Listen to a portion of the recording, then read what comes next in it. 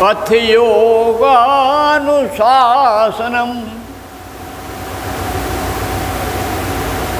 महर्षि पतंजलि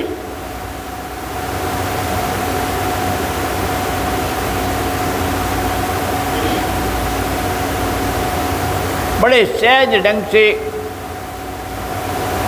गंगा के किनारे बैठे हैं।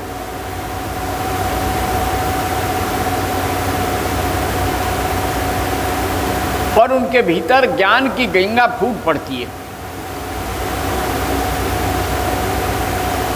अंजलि उनकी बंधी हुई है।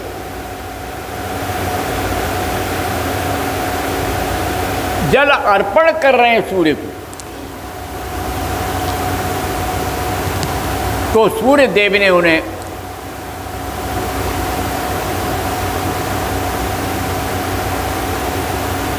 योग की किरणों को विकीर्ण करके उन्हें प्रदान किया।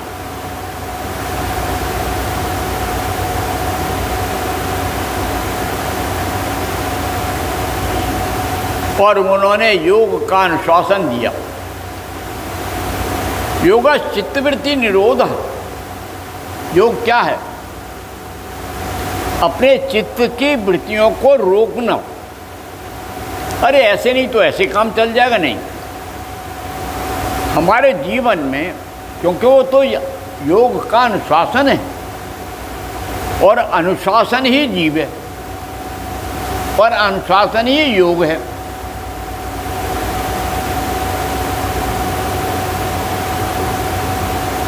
और उन्होंने योग के लिए, जैसे शरीर के 8 अंग हैं, पंच तत्व, मन बुद्धि अहंकार, 5 3 8, बस इसकी गांठ लगा दी। और एक एक को पतंजलि योग दर्शन में उन्होंने खोला।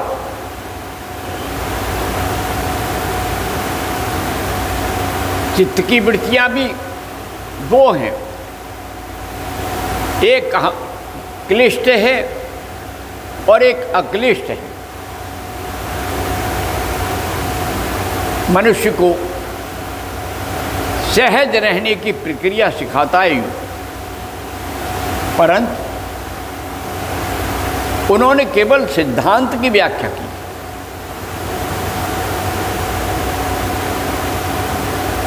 योग वशिष्ठ में वशिष्ठ मुनि ने भगवान राम को क्रिया योग सिखाया।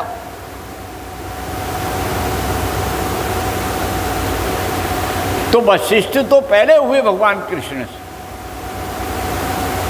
भगवान कृष्ण ने वह क्रिया योग अपने ढंग से आगे बढ़ाया। और श्रीमद् भागवत में आकर, महाभारत में आकर अर्जुन युद्ध में खड़ा है। महाभारत के युद्ध में धर्म क्षेत्रे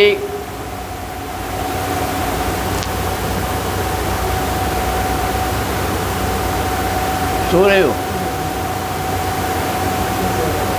धर्म क्षेत्रे कुरुक्षेत्रे संवेत्तायुत्सवा माम का पांडवश्चैव किम कुर्वत संजयः।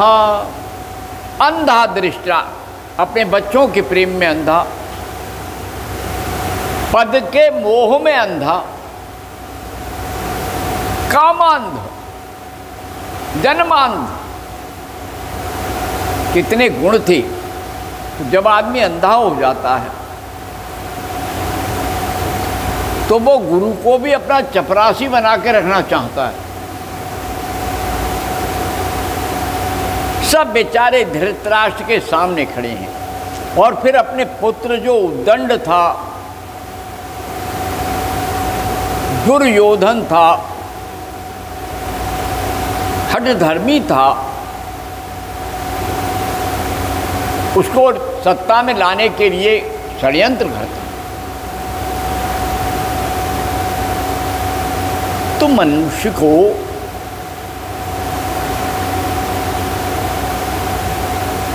संजय जैसे सद्गुरु ने, उसे तत्वदर्शी संजय ने सम्यक रूप से मानी समता में ले आया है, जो अपनी इंद्रियों को जीतकर ऐसा संजय, कैसा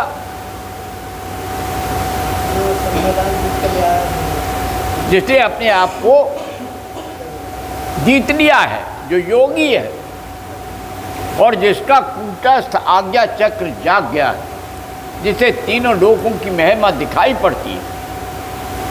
बहुत से लोग कहते हैं मुझे तीनों लोग दिखाई पड़ते हैं। अरे तुझे अपनी घरवाली तो दिखाई नहीं पड़ती, सवेरे से शाम पर उस पर अत्याचार करता है। तुझे अपना भाई तो दिखाई नहीं पड़ता,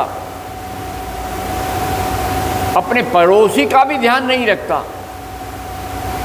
लेकिन कभी कभी लोग बोझ बन जाते हैं, भाई बोझ बन जाते हैं, पड़ोसी बोझ बन जाते हैं।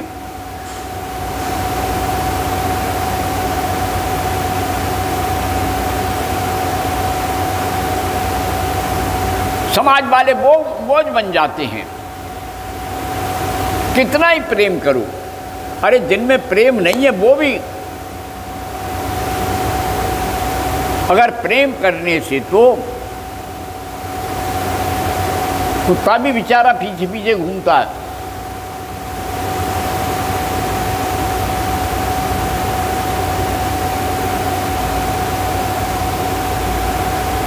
वासना को लोग प्रेम कहते थे। अरे भाई लव मैरिज हो रही है। लव तो स्वाभाविक होता है, अंग्रेजी में लव मैरिज कहते हैं, हमारे यहाँ उसको गंधर्व विवाह कहते हैं। अलग अलग 8 विवाह भारतीय संस्कृति में बताए हैं। परंतु भाई ये जो निरंतर इस भारत भूमि में जगह पाने के लिए लोग आते रहे, कुछ आक्रामक बन के आए, कुछ व्यापारी बन के आए, तो आक्रामक का जवाब तो आक्रामकता से दिया जा सकता है। लेकिन जब यहाँ अच्छा लगा तो यहीं बस गए, तो घरेलू हो गए।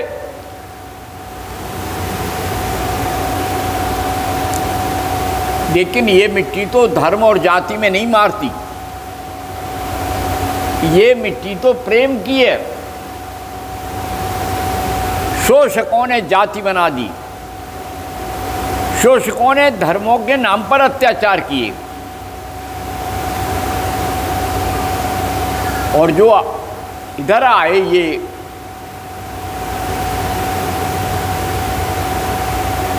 इनने तो संस्कृति को खसोटा, भारत के भीतर के मानस को झकझोरा, और आज भी ऐसे ही कर रहे हैं।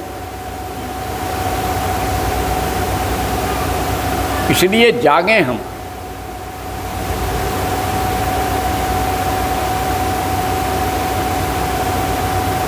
कोई पड़ोसी बुरा नहीं होता, लेकिन अगर पड़ोस में स्वार्थ आ जाए, अहंकार आ जाए, तो फिर सशक्त होना पड़ता है।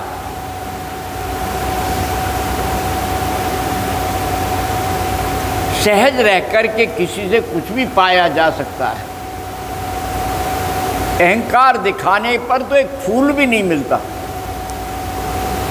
वृक्ष के नीचे जाकर एक ने कंकड़ मारा, आम का वृक्ष था,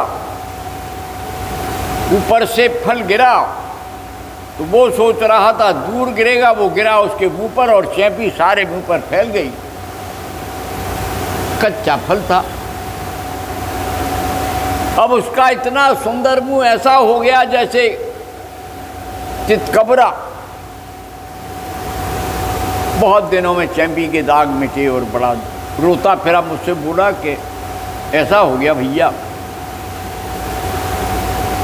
मैंने कहा तुमने एक डंडी लेते और उसमें एक टुकड़ा बांध के और अमिया खींच लेते। तुमने तो उसको डंडे से मारा तो उन्होंने तुम्हारी छींटे मुंह खराब कर दिया। तो जब वृक्ष ऐसा कर सकते हैं तो मनुष्य तो बहुत अलग है। ध्यान रखना, अगर कुछ दबा हुआ है, अगर वो जाग गया, जो प्रेम कर रहा है तो वो जाग गया, अपना बता रहा है, समता दे रहा है, अगर जाग गया, आपके धोखे को समझ लिया, आपके हृदय में व्याप्त जो घृणा है उसको समझ लिया, बस वो फुंकारेगा नहीं, फन मारेगा, फिर ऐसा मारेगा कि उसका विष उतरेगा नहीं, चाहे कितने बड़े बड़े अस्पताल फेल हो जाएंगे। इसलिए समरसता, प्रेम की, करुणा की सागर में डूबो और सबको एक दूसरे को अपना समझो। मानव मानवता रहे। हमने तो मानव बनाए हैं, दानव नहीं बनाए। और जो देश दानव बनाता है उसका बड़ा कष्ट होता है, खंड खंड हो जाता है। इसलिए ध्यान रखना, राष्ट्र ही सब कुछ है, मानवता ही सब कुछ है, विश्व बंधुत्व सब कुछ है, लेकिन अपने अस्तित्व को बचाना भी, भारतीय अस्मिता को भी बचाना हमारा कर्तव्य है।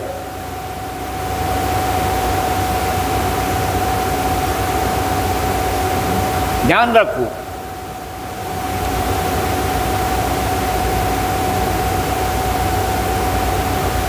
कबीर कहता है, बूढ़ा वंश कबीर का उपजा पूत कमाल। मेरा तो खानदान ही डूब गया। कमाल पिता के अनुकरण के अलावा वो पैसा कमाने लगा, धंधे में लग गया। कबीर को बड़ा कष्ट। ऐसे ही एक नहीं, असंख्य लोग हैं, मैंने देखा है। अध्यात्म व्यवसाय नहीं है, अध्यात्म आत्मा की खोज है। स्वयं को शून्य में रखकर, शून्य का साक्षी बनकर, लीला में लीला में बनकर आनंद लेना है, यह है अध्यात्म। बोलो सद्गुरुनाथ महाराज की जय, भगवान राम के परमहंस की जय, गुरुदेव भारती जी की जय, सब संतों की। ओम शांति शांति शांति। जय माँ, जय भगवती, जय गुरु। ओम।